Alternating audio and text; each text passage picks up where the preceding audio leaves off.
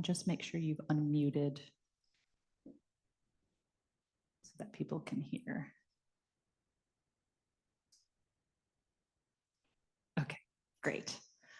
All right, welcome everybody to the Wiener Holocaust Library. My name is Christine Schmidt and I'm the Deputy Director and Head of Research here at the library. And on behalf of my colleagues, I'm delighted to welcome you to tonight's event with Hannah Pollin-Galay, who will be in conversation with Zoe Waxman on an important aspect of Hannah's new work, Occupied Words, What the Holocaust Did to Yiddish. We do have a few copies of Hannah's book here available for sale. So if you'd like to purchase her book after the event, please feel free. Her talk and their conversation will focus on the ways in which Yiddish became changed, particularly with regard to words associated with the body. This lecture will explore new Holocaust-era Yiddish words for sex and sexual violence, uncovering stories of both desire and abuse. These terms illuminate the importance of new historical realities such as sex barter and loss of libido, as well as long-standing ideas about the Jewish female body. This talk is part of a larger project, which I'll hand over to Stuart Taberner to discuss in just a few minutes. But before I introduce him, just a few notes of housekeeping. As you can tell, we do have an online audience and in-person audience as well. For those of you in person, we aren't expecting the fire drill to go off, the fire alarm to go off. So if this is the first time you've been here, there's only one entry and one exit to the building. We will ask you to exit the building from the entry you came in and gather across the street if the alarm goes off. That's hopefully pretty unlikely. And for those of you online, you can put your comments or questions in the chat at any time, but you'll be kept on mute throughout the entire program, and we'll hopefully take up as many questions from the online audience and the in-person audience after the formal conversation. So now I'd like to turn over to Professor Stuart Taberner, who is principal investigator on the Rethinking Holocaust Literature Contexts, Canons, Circulations project, which is funded by the Arts and Humanities Research Council. This project brings together over 40 scholars from around the world to examine 80+ years of Holocaust literature across languages and cultures. Stuart's own research focuses on German and Jewish literature, thought and culture, and on Holocaust memory. His latest book on contemporary German Jewish fiction is forthcoming in 2025. So with that, I'd like to hand over to Stuart.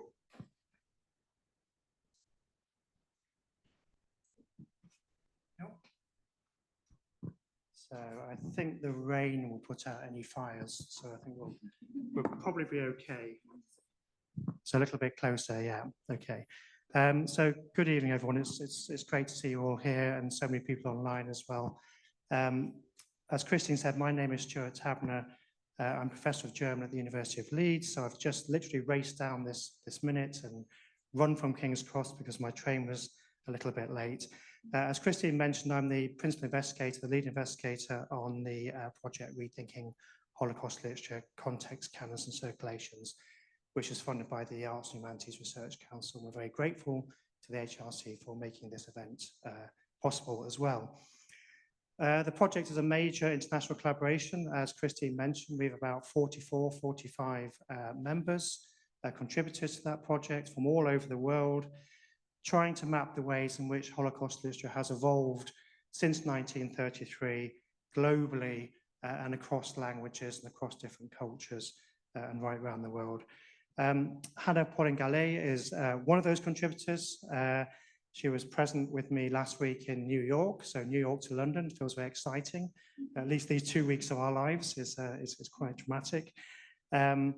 It's great to see Hannah again and great to hear you speak again. You gave such a wonderful presentation last week and I know you'll be building on that this evening. Hannah is one of a number of our project contributors who's working on Yiddish and Yiddish writing. And I emphasize that because one thing that's been largely missing or often missing from the historiography of the Holocaust and also particularly from the history of Holocaust literature is that focus on Yiddish. Where the largest, by far the largest number of victims of the Holocaust, of course, were Yiddish speakers. So we're really delighted in the project to have a number of Yiddishists, including Hannah, who are writing about Yiddish topics and really bringing that to the fore. And that will come out, obviously, in Hannah's presentation. This evening, Hannah will be in conversation with Professor Zoe Waxman, as Christine mentioned earlier. Zoe is a professor of Holocaust history at the University of Oxford and is the author of a number of books focusing especially on questions of memory, testimony, and representation, and also on women and the Holocaust, the history of women during the genocide. These are perspectives I think you'll discover as Hannah gives her presentation that intersect really well with the topic that we'll be discussing this evening: how Jews in the ghettos and the camps and how survivors after the war record their experiences, and specifically the role that the Yiddish language played in this, and how Yiddish changed across the war years in response to Nazi atrocities, but also in some cases as a form of resistance as well to those atrocities. I'm absolutely delighted to be here. I'm really excited to hear what's coming. I do have Hannah's book already. I'm just showing this in case people think I haven't bought it. So this is my own copy. I read the first 4 chapters on the train on the way down. I'd really urge you to buy it. Give you a quiz now. Give me a quiz in the first 4 chapters. Oh, please do. It's a fascinating read, so please do take the opportunity of buying it. Thank you very much. And with that, I think I'm having. Yes.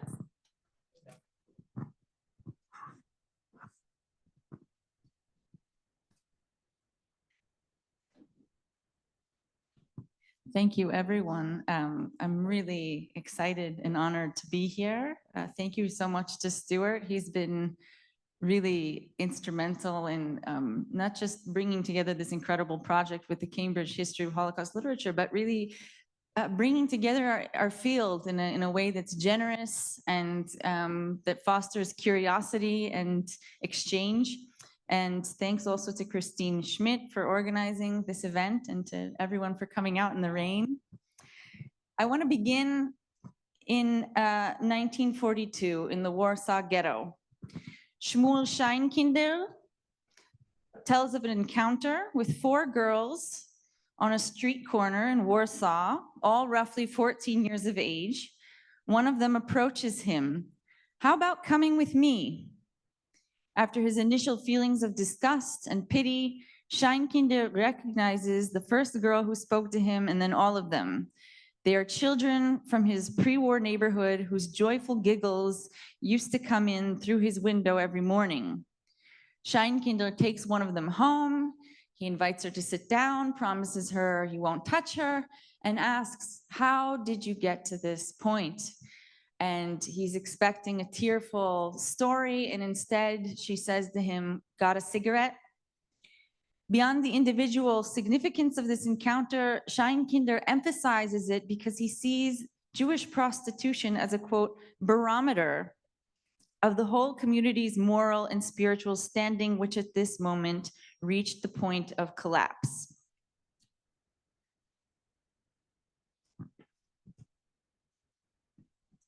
This.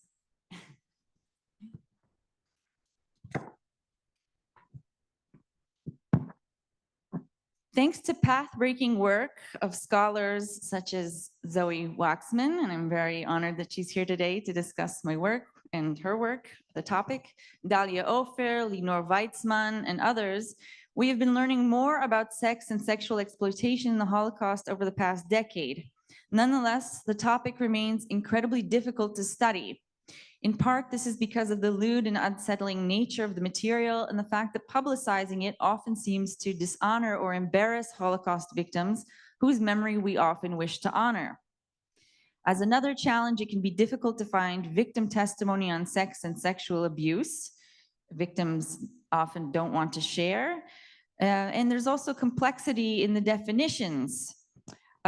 Given that Nazi racial laws strictly forbid intercourse between quote-unquote Aryans and Jews, such abuse was not institutionalized or widely visible. It did happen, but it wasn't institutionalized. There wasn't a Jewish brothel that was recorded in official documentation or anything highly visible like that.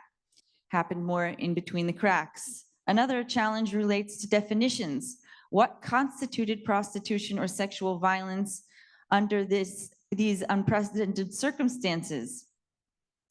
As historian Anna Haikova argues, previous stigmas have often led scholars, even up until today, to reductively label all forms of queer or female sexuality in camps and ghettos as prostitution, misreading certain dynamics of agency, experimentation, and desire. Alongside these debates, there is, however, greater empirical certainty regarding intra-Jewish sex work, i.e., Jewish men and Jewish women, or manipulated sex. This was a widespread historical reality in the Jewish ghetto, and people in the ghettos at the time were preoccupied with this. There was a vice squad in the Lodz ghetto, and Emanuel Ringelblum writes about this. A lot of this appears in Waxman's work. But it has obviously not made its way into popular or institutionalized Holocaust memory because the topic is so uncomfortable. In my talk today and in my book, Occupied Words, I would like to explore the topic of sexuality and sexual violence in the Holocaust through a novel approach, through the study of words, Yiddish words specifically. At first glance, this approach may sound paradoxical, since sex seems to be one of the few important human activities that do not require talking.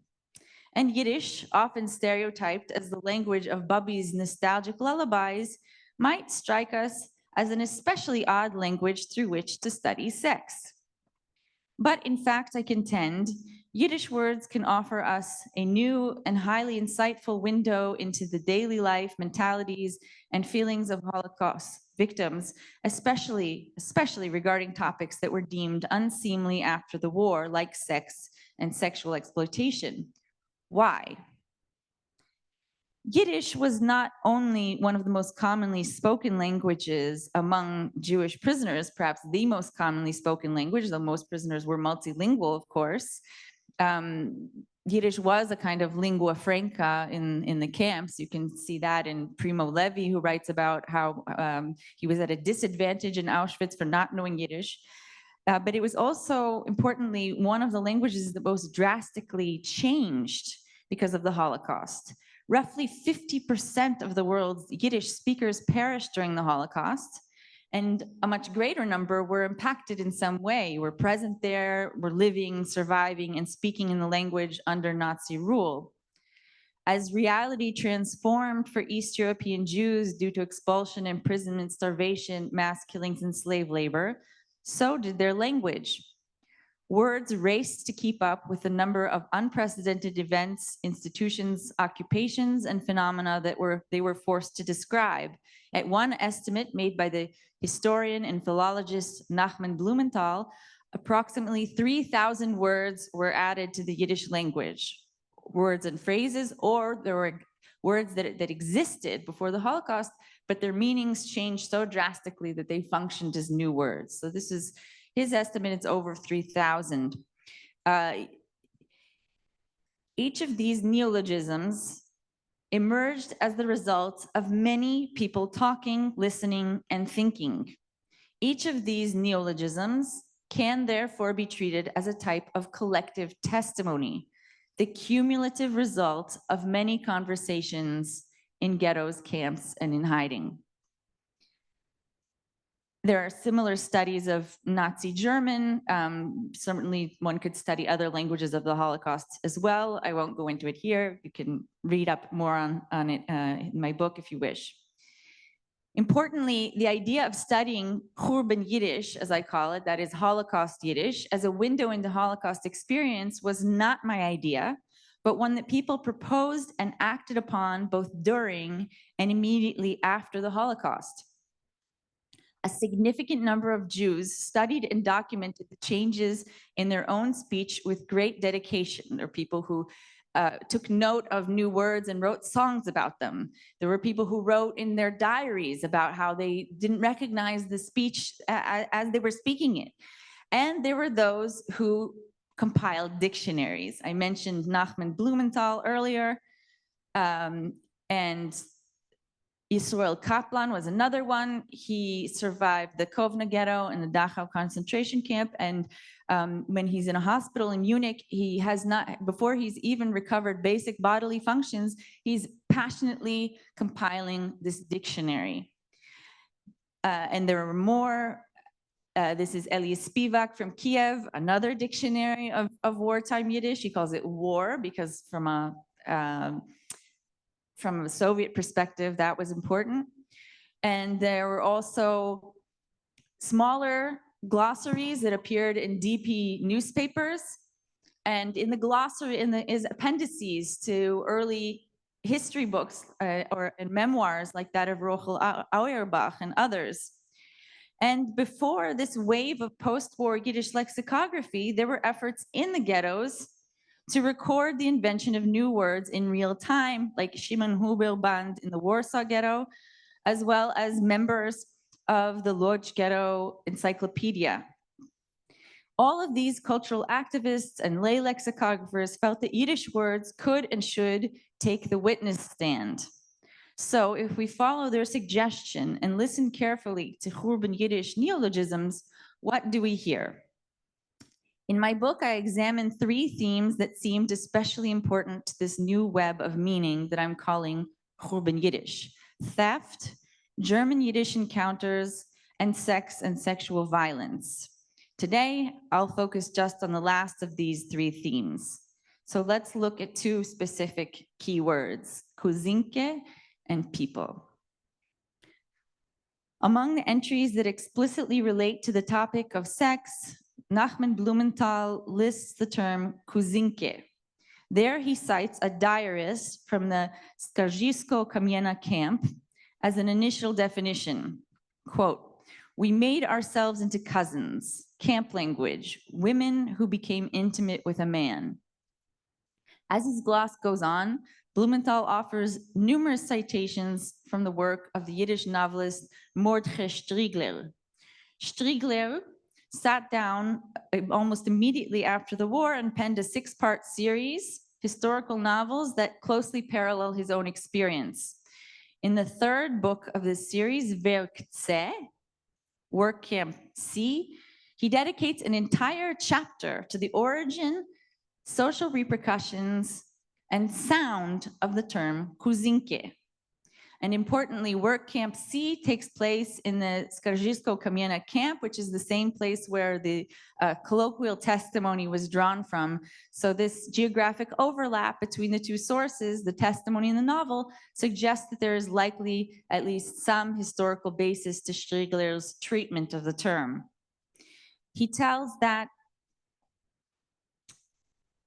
Striegler tells us that he spends a lot of time describing the layout of the camp, and he says that the men's latrines were close to the women's barracks, and this allowed for various love affairs to develop, and that there was one policeman named Moniek who was seen walking about the camp with a young woman. Moniek's wife was outside the camp somewhere else, and she had been smuggling goods in camp into the camp to help Moniek. And then people were noticing that these goods were ending up on Moniek's girlfriend. And they were scandalized and they were gossiping about him. And so he stood before a camp of proud women and he blurted out a cover story. "What are you snickering over your shoulders for, idiot girls? This is a kuzinke of mine." Then, according to Striegler, the word took on a life of its own. This chance word, meant to describe a fake cousin, grew wings in the camp. All the policemen and better situated men suddenly and strangely began to discover their cousins, who all happened to be the youngest and prettiest girls. After starting as one man's impromptu alibi, the kuzinke became a camp institution. Striegler then delves into the daily experiences of using and hearing the word kuzinke, the pragmatics of the term, to use a bit of terminology from linguistics. Like a spark that catches on a line of powder, so the word kuzinke worked its way into the Work Camp C. There were girls who had been one man's cousin a moment ago, and were suddenly cut off and then recognized as the cousin of another man. The key to this shameful door had been found. The Kuzinke had opened it. In other words, the sexual unrest among camp prisoners could have potentially remained dormant or expressed itself in a different way, but for this word. The word Kuzinke not only provided an outlet for pent-up erotic energy, but also shaped that energy into a particular set of practices, habits that shifted over time. Skip that. Initially, Striegler describes Kuzinke as almost sincere. The word gave people their first opportunity to come together, making sense of those dark, borrowed, open intimacies. This first stage of Kuzinke's biography, if words have a biography, recalls Zoe Waxman's observations about the overwhelming desire for contact of any kind felt by ghetto and camp prisoners who had been, quote, robbed of all those they had loved, end quote. Though initially signifying a source of much needed human contact, the word Kuzinke began to be used in an ironic tone. Ironic, he describes that as ironic. It's interesting to think what ironic towards what? Ironic towards love, ironic towards what a cousin means, ironic towards family connections. And once this irony set in, the word and the relationships it described became cheapened and fostered a much more transactional type of sexuality. Kuzinke now allowed people to play as if sex for bread were synonymous with love and solidarity. And in addition to this movement, because he describes his biography from sincerity to irony towards Kuzinke, he also describes another trajectory from being a man's word to a women's word. And he describes a, quote, Kuzinke psychosis among the women who took up this practice. At first, they didn't understand what the word was about, but once they took it up, they liked it, and they were actually the ones that were initiating it. And just at this moment, he describes the men losing their libido, that hard labor had driven them away from sex, just as women were becoming very interested in sex, too interested to his mind, and taunting them with their Kuzinke appearance. This narrative does cohere with what Robert Sommer describes as the desexualization process that came with camp imprisonment, as well as what Waxman describes as Jewish men's tendency in the ghettos to censor women for showing outward signs of their own sexuality. Sexuality, the capacity to be sexual, to have a sexual identity was a type of capital in ghettos and camps. And those who somehow maintained it were looked at it with envy, with scorn, with disgust. And a lot of that comes up in the word Kuzinke. Interestingly, and finally we're getting to the right slide. Interestingly, this also played out in language, that along with a loss of interest in sex, men's language changed. These men, starved and unmannered, would often curse and shout, but dirty sex talk and talk of women almost disappeared from their speech. And if such a word did crop up, it lacked that juicy ring of lust. So if we momentarily entertain Striegler's assumption that bantering about women is a typical and understandable pastime for men, a sign of sexual desire, we can appreciate an important proposition about speech in this passage. Physical weakness and immobility thwarted people's capacity to connect with one another, both through sex and through talking. Slave labor led to loss of libido, which in turn took the pleasure out of words. In Striegler's semi-fictional account, captivating on the level of narrative, it's very difficult to untangle his condescension towards women, typical of his era, from his vital insights about the experience of language and sexuality.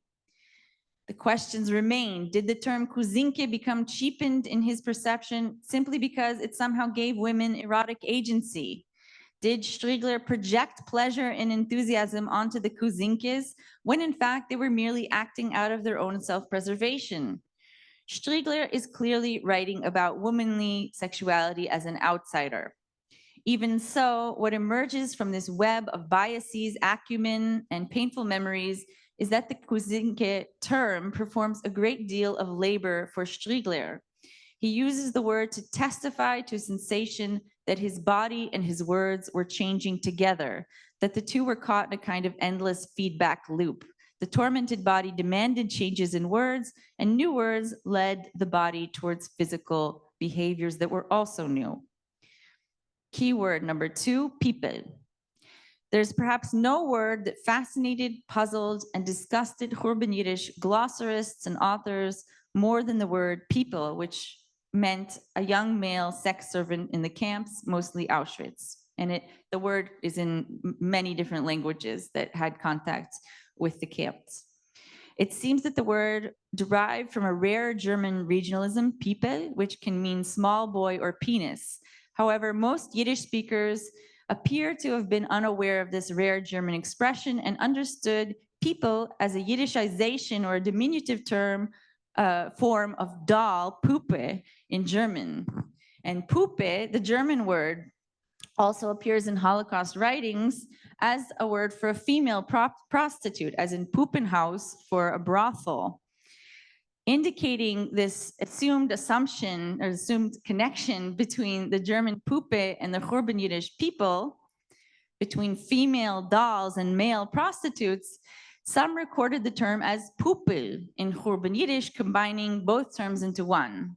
Thus, in parallel to its hybrid linguistic status as a Yiddishized German word, the term people Puppel represents a person of hybrid gender status, a boy deemed effeminate who became the servant and sexual pet of a male superior in the camps. And the historian Robert Summer has described the institution of the people at length, as well as other important scholars.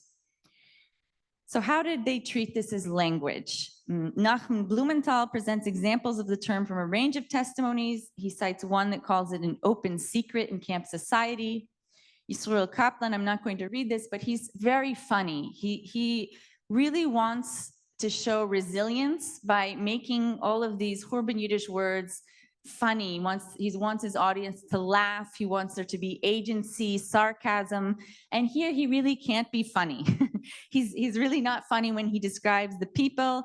Capos in the Auschwitz Academy used to pick out individuals, each according to his custom and his style. Most of the time it was from the younger crowd who had spent their time, their early years without the supervision of parents, trained in Auschwitz and raised there. And Mordechai Striegler, whom we saw can be so verbose and such a great storyteller, he also gets choked up when he's talking about the people. His definition is full of ellipses and silences, which are also important forms of testimony. So why is the people different than other words? Why do they write about this word differently? Certainly the fact that this term relates to child abuse, exploitation, rather than a borderline consensual love affair between adults could have rendered people more frightening than the Kuzinke, for instance, and the notion that this practice stunted intergenerational links, as Kaplan points out, making aggressive non-Jewish overseers into surrogate parents for Jewish boys could have also made it exceptionally painful. As an additional reason, the people may have evoked particular revulsion and horror for these male commentators because they saw it as a forced feminization of the male body.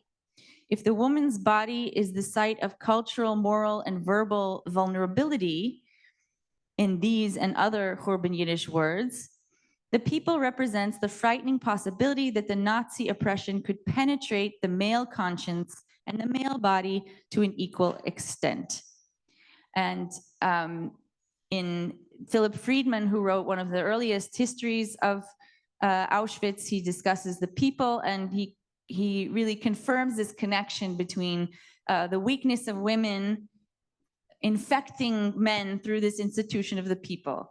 So he describes capos as young boys who are demoralized, and they're called mademoiselle, and meaning they're girly, they're womanly. And then in another point, when he's discussing women, he says women were more easily wounded, both physically and morally, again, the term moral, and they suffered worse than men from torture.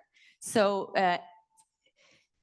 femininity, womanliness is a kind of aperture, both in a bodily and moral sense. And it's also a way that new language gets in, the way that German gets into Yiddish.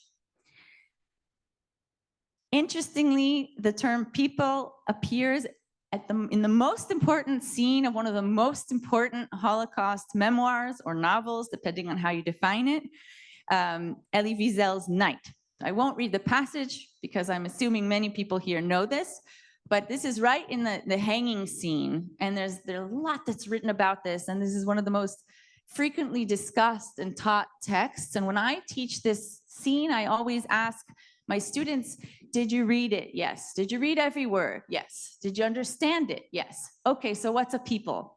I don't know. It's in there, but there's no definition. Now, not the case in his original Yiddish version, Und die Welt hat geschwiegen, and the world kept silent. There, he has a long definition of the people that sounds like the other definitions we've seen.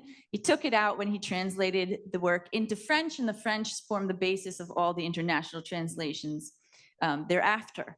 So it's actually typical of Wiesel to remove the grittier, more embarrassing bodily aspects of his memoir when he translates it. That's not surprising, and there's lots of other Khurbn Yiddish words that he takes out. But what's interesting here is that he leaves it without a definition. So why? Maybe he felt a moral compulsion to recall that meaning world of Khurbn Yiddish, or maybe he left it in as a kind of dog whistle to those who would recall what this network of meaning was and that it was there. So to conclude, we can say that on the whole, during the Holocaust, the body occupied Yiddish speech in a way that erupted into a newly carnalized Khurbn Yiddish vocabulary. Beyond the specific terms discussed here, we could also cite some of the many new words and expressions relating to nutrition, ihihi, onomatopoeia for horse flesh in the Vilna ghetto, eschatology, fecalist, collector of excrement in the Łódź ghetto, and words related to lice, Loizen-Alley, louse alley, which was a strip shaved down the middle of a prisoner's head, or Lois control, regular lice checks for camp prisoners. So certainly the words for sex and female or feminine bodies fit into this category, but in a manner distinct from other body-related terms, the words related to female physicality carry an added layer of historical residue due to their connection to earlier cultural, religious, and literary imagery that are all very central to Jewish tradition. So here from the Book of Lamentations, there are several different female characters in Lamentations, but one of them is a defiled young woman called Daughter Jerusalem. And all who pass your way clap their hands at you. They hiss and wag their head at fair Jerusalem. It's a way of describing the downfall of the Jewish people as a whole through a defiled woman. And I believe that this topos, this motif, gave people in the Holocaust a way of talking about their current depravity, their unprecedented depravity. They were able to reach out and find a form of expression, a form of lamentation, if you will, that had predated the Holocaust by many, many hundreds of years in order to describe something that was completely new and alien in the Holocaust. Khurbn Yiddish glossarists asked us to look at these words and remember this process. Thank you.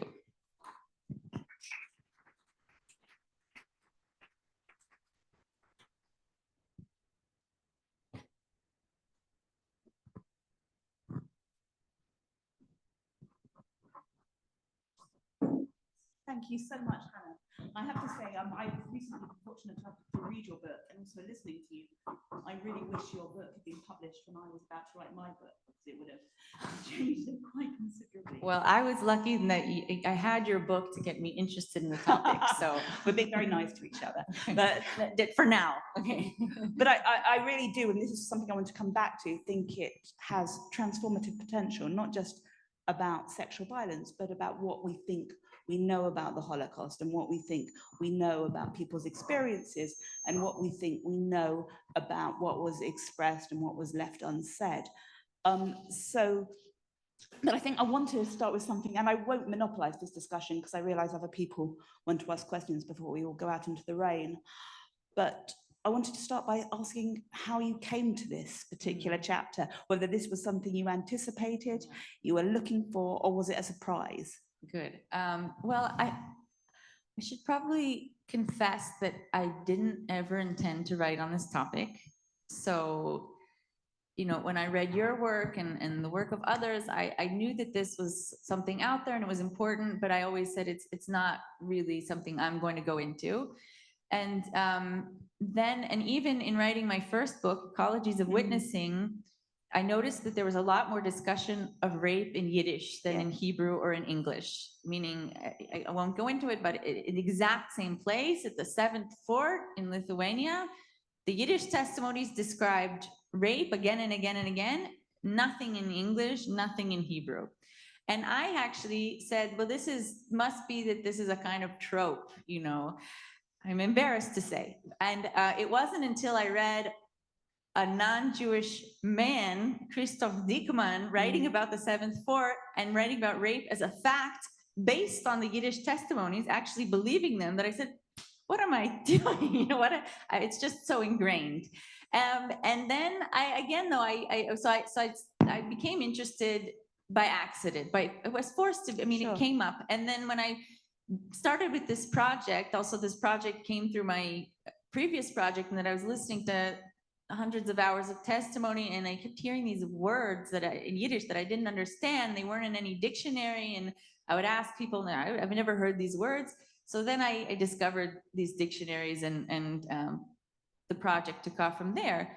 But again, I kept coming up against this time and again, and it's almost like a tributary through which other topics become connected. It always somehow comes back to women, bodies, sex, sexuality, and I think it's important in and of itself. I mean, the topic of sex and sexual violence, but I think that it's also a way that people mark how much their bodies have taken over their lives. Yes, thank you. That's really interesting. I'm trying to formulate this thought as I'm listening to you. And I'm wondering, was there a difference when people were writing in the ghettos about this between things that they were writing for other Jews? So, for example, Jews writing in Yiddish felt more able to talk about these things versus things that they were recording for posterity. Yes. So is there a difference in how people, even during the time while they're documenting these things, are they writing consciously for different audiences? That's a good question. Well, actually, I think that those who are writing about these words and the phenomena behind them, they actually wanted future generations to see these. Yes. So I'm thinking, for example, of Peretz Opochinsky, who writes more about theft, and that's another topic. But he says, he's talking about this word shabrevin, which is one of the weirdest words in Khurbn Yiddish, and took me months and months to understand. It's just another word for looting and stealing, but with a really interesting story. And he says, I really hope that this word will become the cornerstone of a future Yiddish culture. So you're thinking, what? Like, why? What is it that you want to erase this? I mean, who would want to know this word? But there was, first of all, I think that there's something about wanting people to know the truth and wanting people to see how dirty and complex life has become, and that they had what people had to do to survive and how they turned on each other.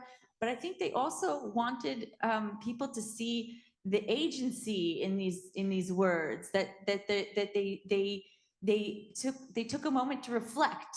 You know, once a word becomes put in a glossary, it's been reclaimed in a sense. Sure. And I think that people like Opochinsky wanted future generations to see that. Likewise with all of this, I mean, they were not censoring the people, the Kuzinka, any of this. It's after the war, from non-survivors, that this stuff gets censored, to put it bluntly. I mean, there are representatives who come from Palestine at the time, later Israel, from in the US to the DP camps, and they hear what they're saying and they say, ooh, this is bad. Please do not share these words. I think you're gonna have to clean up, even, okay, there, of course, they wanted people to stop speaking Yiddish at all, but even those who were allowing people to continue to speak their mother tongue of Yiddish, they didn't want them to use these terms. So it's really after the war, I think, that it became embarrassing, but not for all. I mean, Blumenthal, Kaplan, Spivak, they all worked after in that post-war period to record these words and to share them. And then Holocaust memorial institutions were the ones that shut them down, like Yad Vashem, that explicitly did not want this study to happen. Yeah. So it's really when the Holocaust becomes an event with moral implications and moral messages, when it becomes a teaching moment, you have these experiences strained out. So with the few testimonies that were published in Yiddish in the immediate post-war period, apart from Elie Wiesel's, were there other testimonies who discussed these things in more detail as they were writing in Yiddish? Oh, sure. Luckily, for those who don't know, where Yiddishists have a lot of difficulties, but there's one great thing that we have, which is that the Yiddish Book Center digitized roughly 10,000 Yiddish books so you can do a word search on the level of a word search.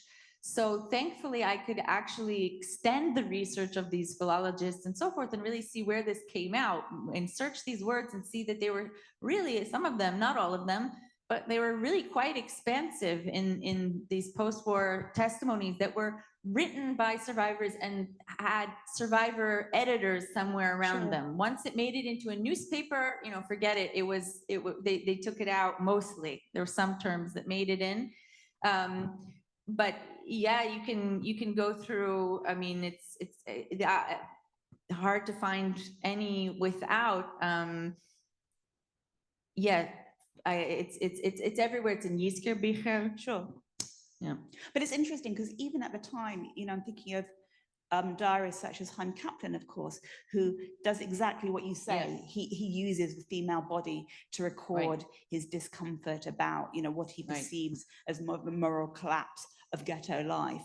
So and you do get a sense from reading Kaplan that there is a hesitancy in talking and putting, recording these things for posterity. So there was a sense of hesitancy about this. Yeah, I think, yes, but they're also, to use a Freudian term, working through it. Sure. I mean, for Yisroel Kaplan, the other Kaplan, it's so personal for him. I mean, he's writing these words while luckily his son let me read his personal papers. So he's really just getting back the capacity to digest food. And he's writing about these words, and these two processes are highly intertwined, figuring out how he spoke. These are the words. This is the body I have. And yes, the idea, they really wanted posterity to see these words. We haven't spoken about a lot of women here. So Chava Rosenfarb, who's also a protagonist in my book, who's a poet and a novelist, a survivor of the Łódź ghetto and of Auschwitz. And she writes in her first collection of poetry, she says, I use words here that some people won't understand. They'll need definitions. And I hope that these words will become the basis of a new shared estate for all of us. And by the way, she addresses this to Jews and non-Jews alike. She's explicit about this, so she's writing in Yiddish. So she really envisioned this as a part of truth-telling, coming out and of listening, that they wanted posterity to hear what, to recognize their experience on this day-to-day level, and as women too. And I think that, Yad Vashem and other, Holocaust memorial institutions, they needed to promote a certain image of a victim, that they were working in difficult circumstances. People didn't tend to identify or feel empathy towards victims unless they were Anne Frank. So they tried to, who also had her sexuality edited out of her book for a long time. So it's the same thing. It's working hard to make the victim someone that the non-Jewish world will accept, And that meant taking out Khurbn Yiddish words and all of the topics that came up in Khurbn Yiddish, like sex and sexual violence. Yes, so I think that's really interesting. So I was particularly struck when reading your work. I wanted a whole, book length project on this one chapter, of course, because it seems to me that, does Khurbn Yiddish particularly allow us to see women in a more complicated light? So that, we've moved away. You cited women in the Holocaust-era, Waxman's edition. And of course, we've moved a long way from seeing women as just caregivers or mothers, et cetera, and we're more looking at more complicated experiences. Anna Hakova and others are looking at sort of the gray zone of experience. And is Yiddish a particular way into this? And is a particular way into this that continues after the war? Yeah, interesting question. Well, I think that Yiddish is a special window into daily experience. So it does have the gendered implication because. Yes, if we're, it has, yes, because, well, let's back up for a moment. Yiddish was considered a women's language. Exactly. Yeah, and there's historical truth to that, in that up through at least the middle of the 19th century, books in Yiddish were printed for women. It would say for women and men who are like women, meaning they didn't know how to read Hebrew. There were actually a lot of those men who were like women, it turns out, but they had to pretend like they were reading the Hebrew books. And because women were barred from study, and so they didn't read in Hebrew or in Aramaic, so Yiddish was their language of daily life and caretaking, and it was considered a women's language. Thus, mameloshin, it has a lot of feminine connotations around it. And that tradition stuck, and in a sense, it was reclaimed by Yiddish female writers and cultural figures, and who wrote in Yiddish and used the language, and the way that the language is very, very good at describing the house. These are not necessarily women's experiences, but yes, these roles that are ignored, let's say, from more official documentation. And I think that that's true in Holocaust documentation too, that Yiddish describes things that were not there in official papers. They weren't in the party protocols.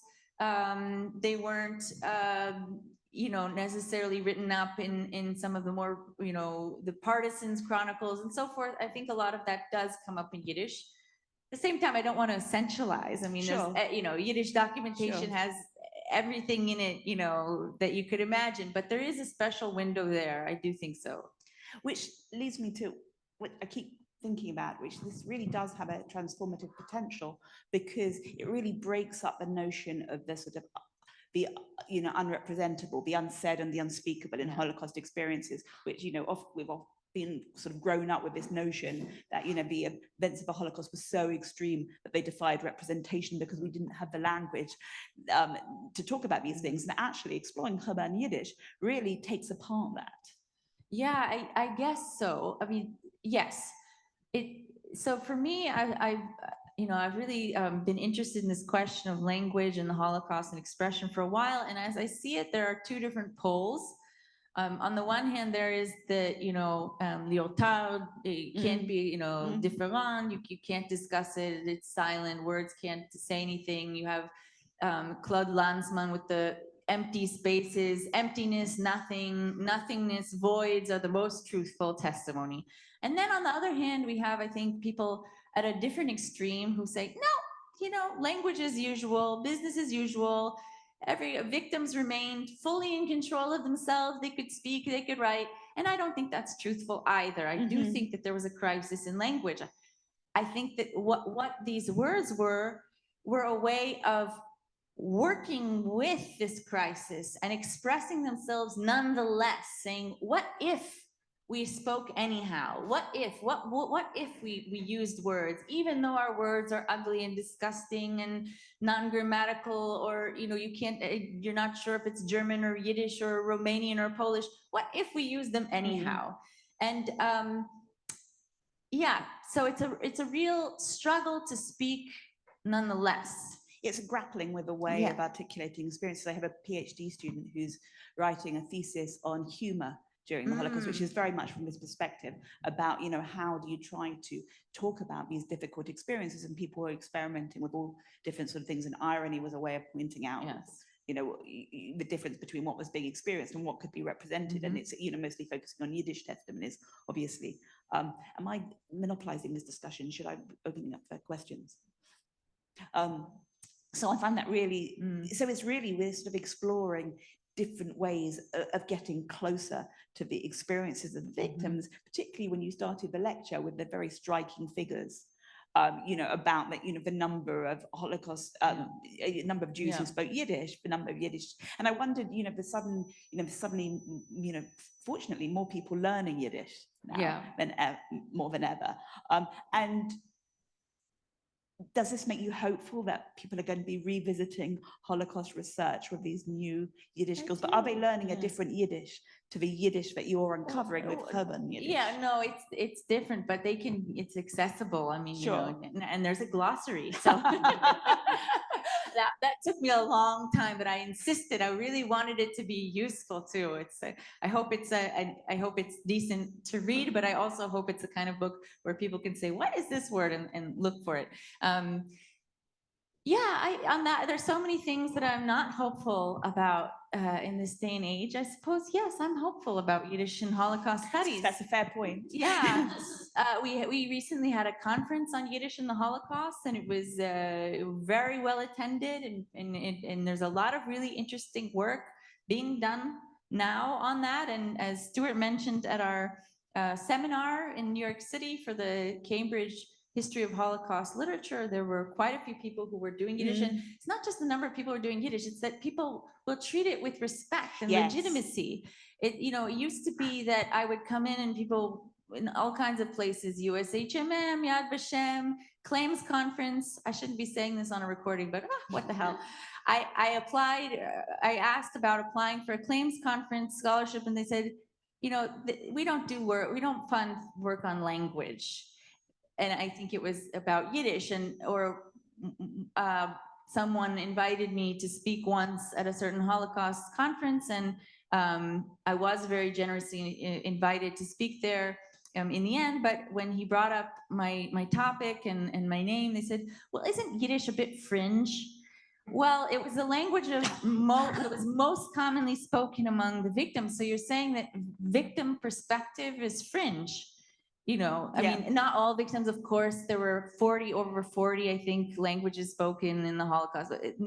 No need to idealize or essentialize, but it's incredibly central to the kind of work that you do, other people do, in getting at daily life, unofficial histories, and embarrassing aspects that need to be remembered. I think it's actually dignifying to go back and remember people in a truthful way, and get at this kind of underbelly of Holocaust memory. And I think Yiddish is an excellent way to do that.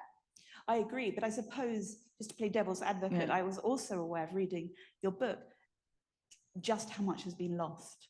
It's true.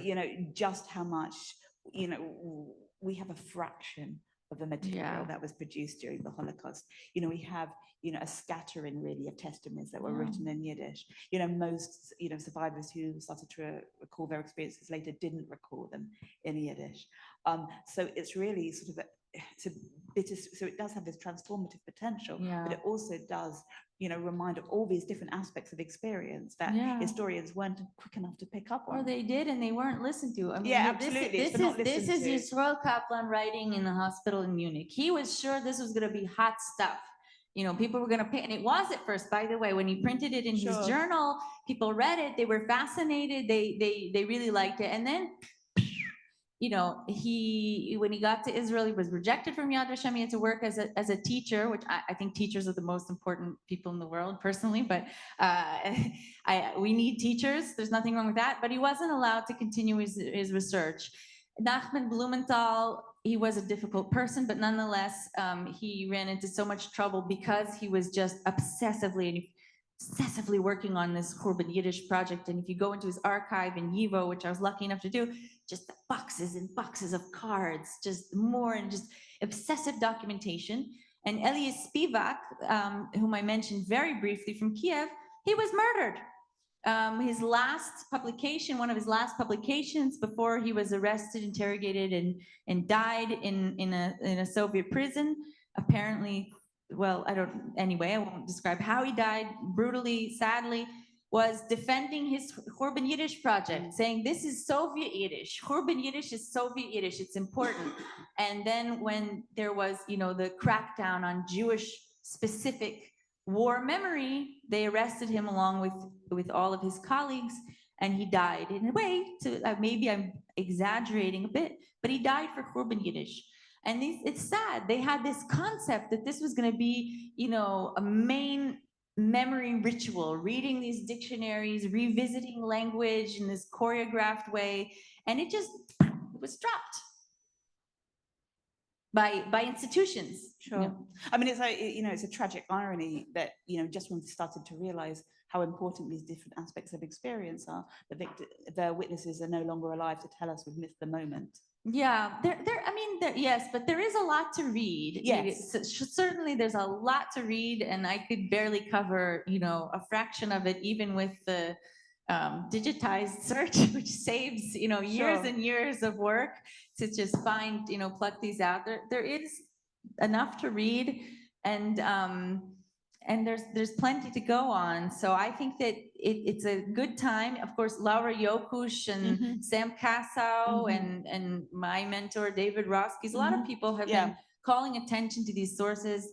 I think that Yokush's work was really instrumental in this, and saying this is serious history here. It's not just, sentimental scribblings by survivors, so that I see that as a major change in the way that Holocaust studies treats Yiddish.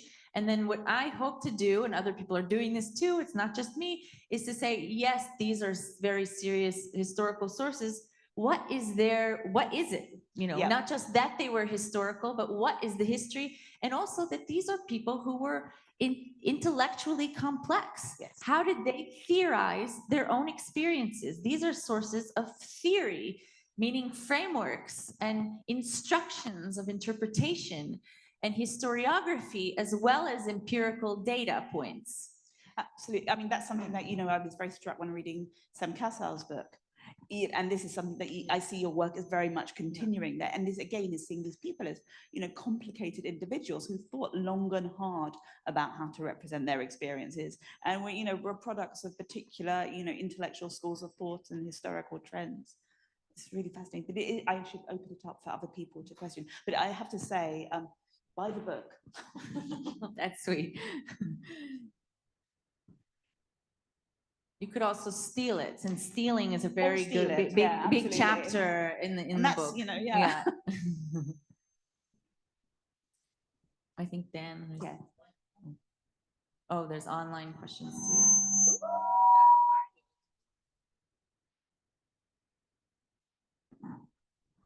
Okay, sorry. Okay, we'll take a question from the room and then we'll switch. There's a bunch online as well. Thank you very much. I've got loads of questions after that. It was really fascinating, but I'll just try two, if that's okay. And the first one is about Elie Wiesel and the use of the term people. And I've got two probably contradictory thoughts about why he might have kept that word in. And the first thing that occurred to me was so that he didn't have to come up with a term in French or English, because what would it have been? Right. And the second thought, which kind of contradicts that, is he left the original Yiddish term in precisely as a kind of alienation device to the reader, so that when encountered with this foreign term, they'd then have to think, what on earth does that mean? Yeah. Because it's not described explicitly. It's obvious what it means. If you read more carefully than the students you described did, it's clear what it means, but nevertheless, it's forcing the reader to think about it in a way that they might otherwise just pass over and go, okay, to sex slave. But then it's so I don't know which of those, but alternative readings to the ones you suggested. And I've got a second question, if I may. I'll just say that those are excellent suggestions. I hadn't thought of that yet. What would he have said? Well, he could have just said boy. I mean, at other points he says this angelic boy, which is, I think, what most readers get out of it is this was an angelic boy. So he could have said that, but it's true that yeah, what would he have said if he'd said, I mean, the fetish around the untranslatable is a little bit overdone, but at a certain point, these words are untranslatable. But what's interesting, sorry to jump in, but what's interesting, I've just had a student who's just written a DPhil on male sexual violence in the concentration camps. So he's been looking at the people. And That's William. yes, William. I'm very proud to just pass. But this term is used in so many books.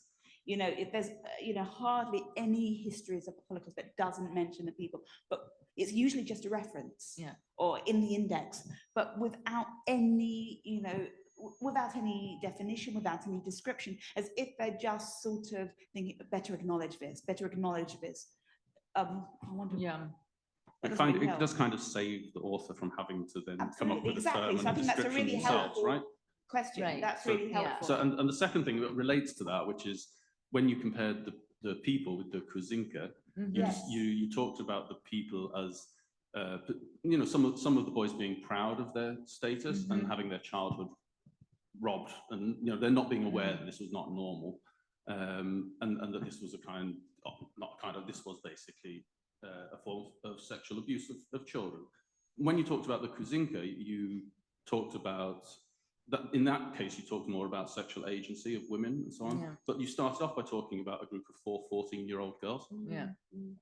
Isn't that also simply sexual abuse of children as well?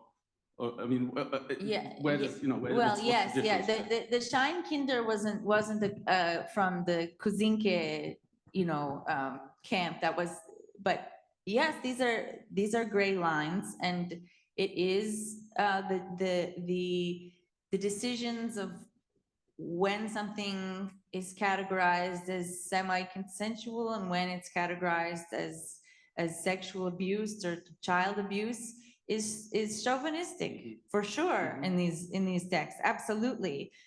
And I hope maybe I fell into that too, but I think that at least according to Striegler, and his account seems similar to a colloquial testimony on it, that the Kuzinke was constantly on the move, you know, and this is also a quality of these words, that they don't stand still. They mean one thing one day and the next week they mean something different. And that's part of the reason why people were documenting them, is just try to keep up with meaning that was constantly on the run.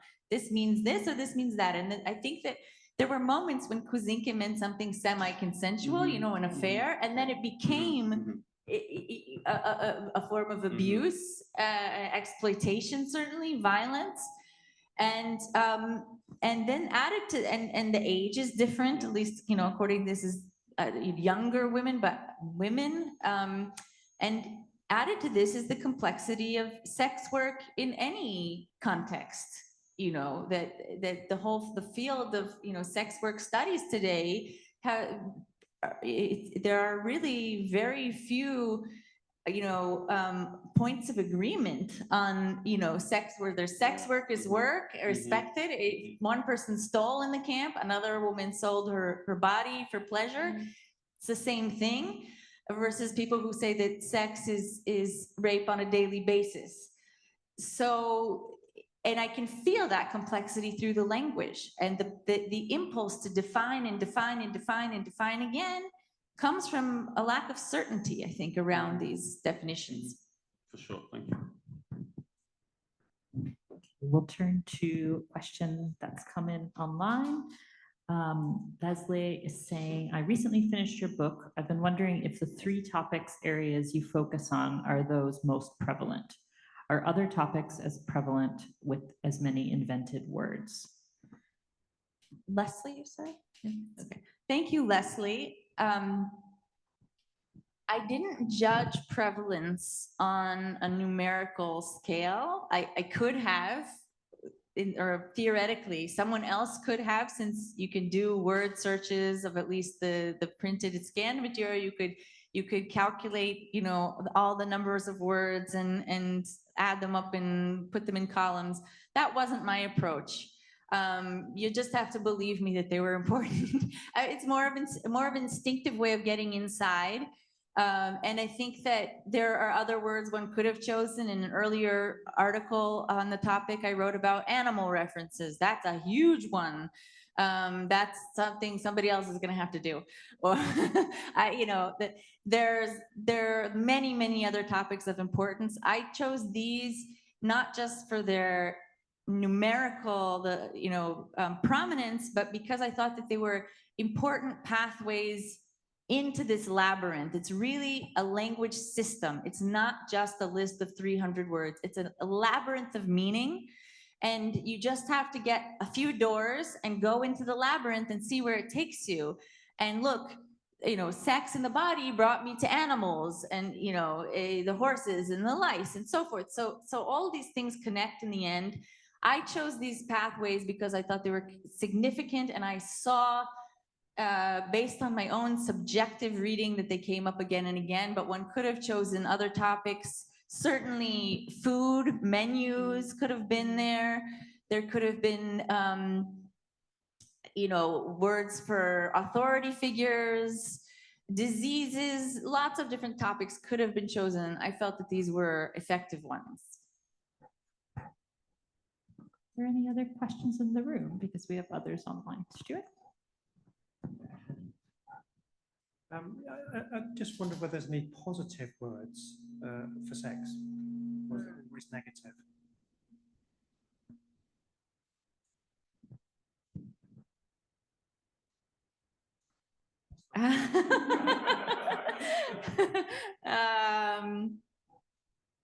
Well,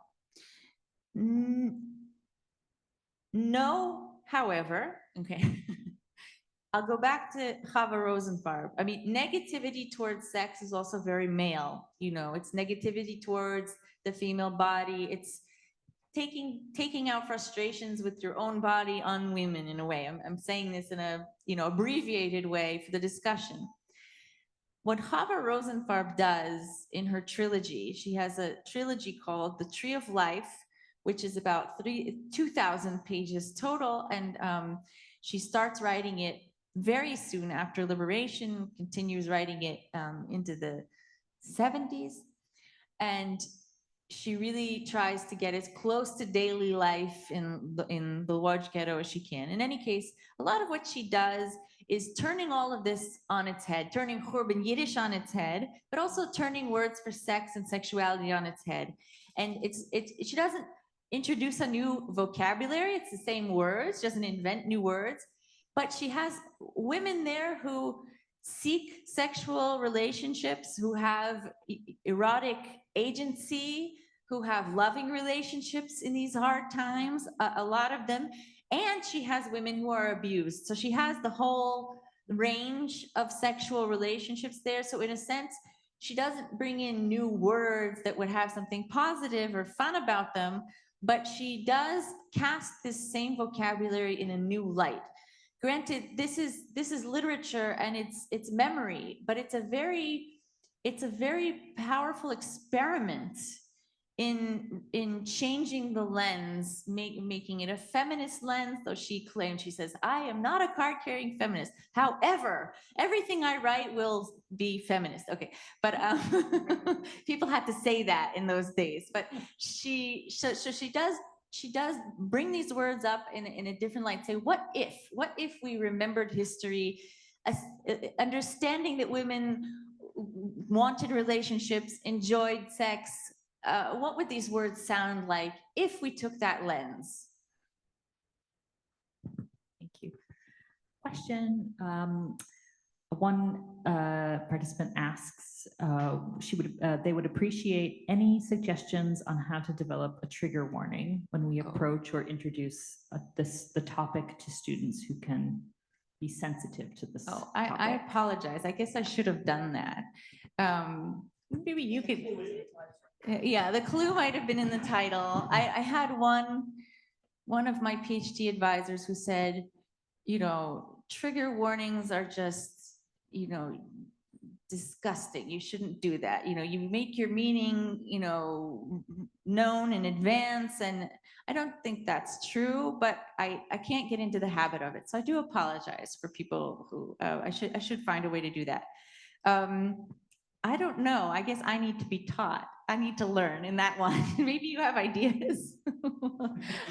I know. I tend to kind of, I'm sorry, because also some people see me and they hear Yiddish, or they see my face, and they don't really expect this kind of material to start coming out of my mouth. So I'm sorry about that. I don't know what to do.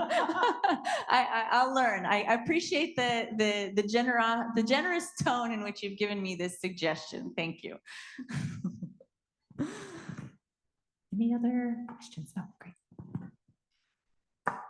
Hi, thank you. I was just wondering if I like the comparison you drew between the passage in Lamentations and this usage of like the feminizing of language and trying to understand new things and what that means. I was just wondering if this is something that's continued in the post-war period and into the modern period as in the Yiddish language, in terms of using it as a frame of reference for trying to understand the experience.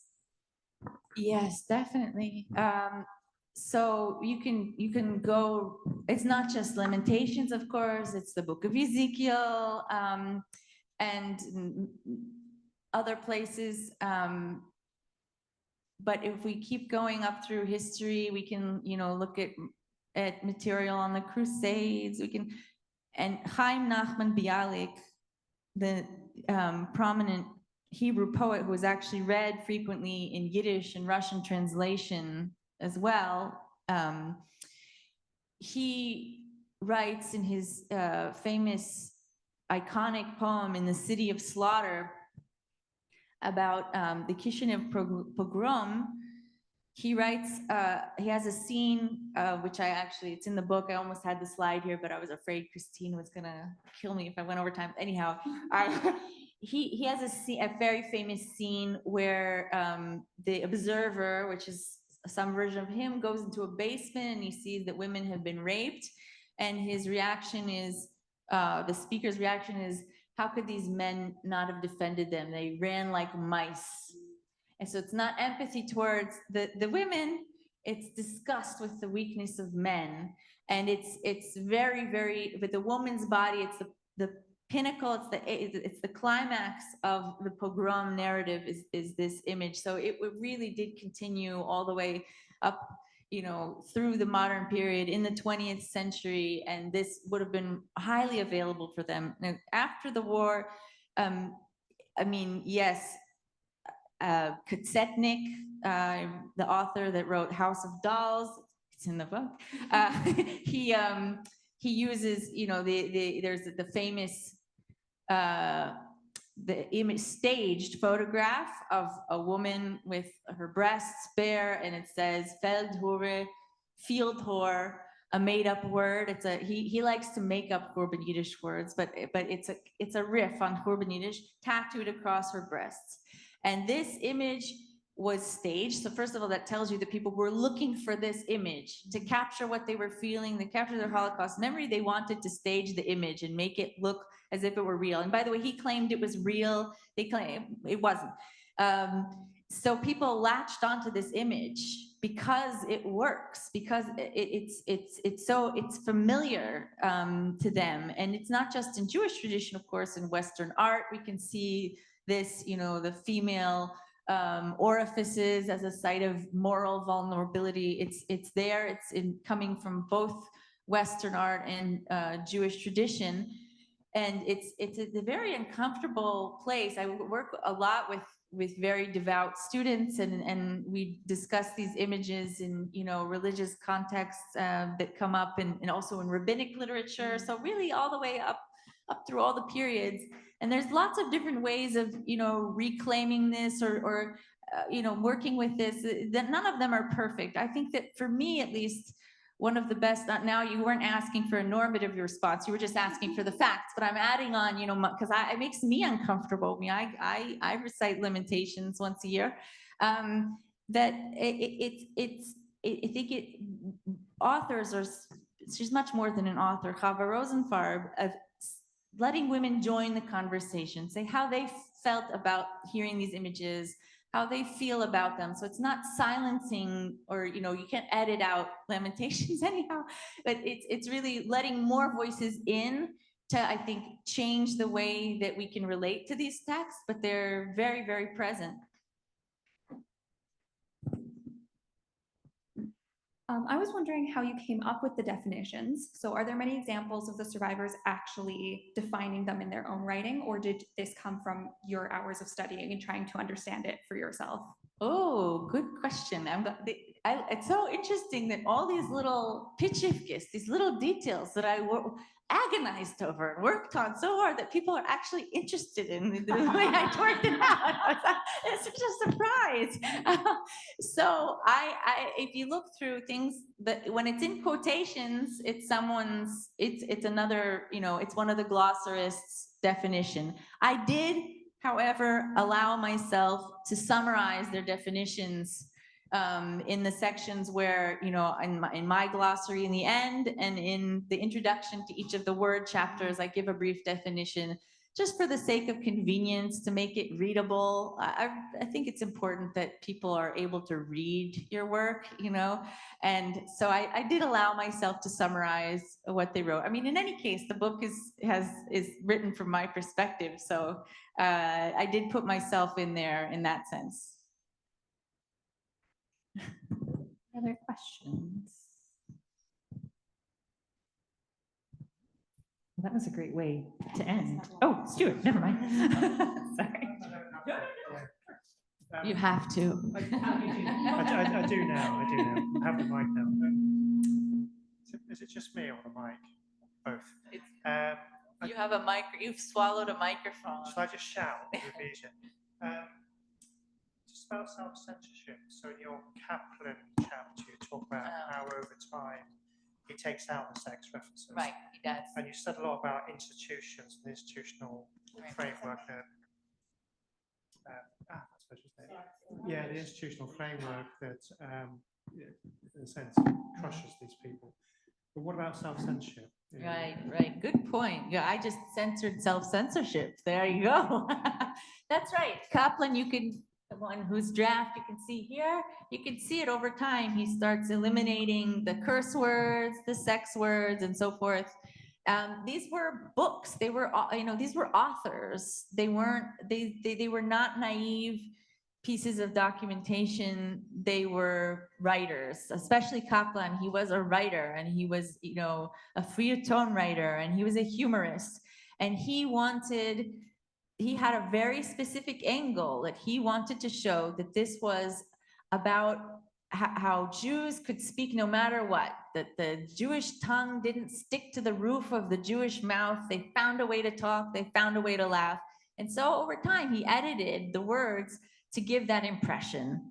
Elias Spivak, who wrote from the Soviet era, he obviously self-censored, to get it published. By the way, just getting it published was an achievement, and people didn't want him to publish. They thought, well, why are you doing this? So I, cut him some slack. But of course, he took out sex and he took out anything that was too demeaning. Blumenthal, when you look at his archive, it's about 8 times as big as his dictionary. But I don't want to say he was the most truthful, but I think that he was the least normative of the lexicographers, and that he was really open to a lot of these topics, and that he really did do his best to, if he saw it, he put it in.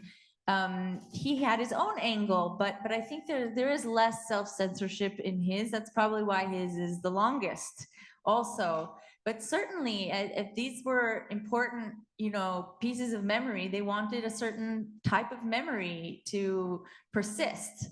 So they did self-censor. And then I went and, go into his son's living room and open up all his notebooks and ruin all of his self-censorship. So there's that too. Okay, now I'm done. Any other questions? Catherine, any others online? Good. Okay, well, thank you so much, Hannah, for that, for that fantastic talk, and to Zoe for the great, excellent conversation, and of course to everyone in the room and online for the fantastic questions And again, to Stuart and the team for organizing all of this, Diane and your colleagues at Leeds. So thank you again for coming all this way and giving this fantastic preview of your book. And like I said, we do have copies of it in the back of the room. So if you haven't had a chance to have a look and hopefully buy it. And thank you again. Thank you so much. And thank you to Zoe and to Stuart and to Diane who helped organize this and everyone here. Thank you.